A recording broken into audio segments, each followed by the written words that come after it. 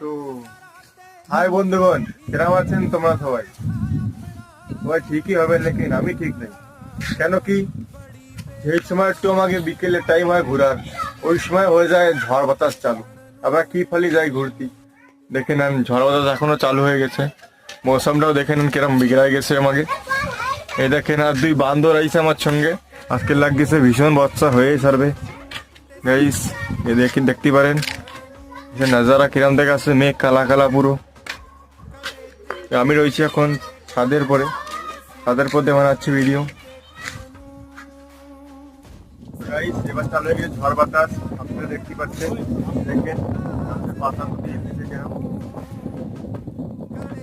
Guys, বর্ষা পড়া চালু হয়ে গেছে। আবার যাচ্ছি আমার নিচে।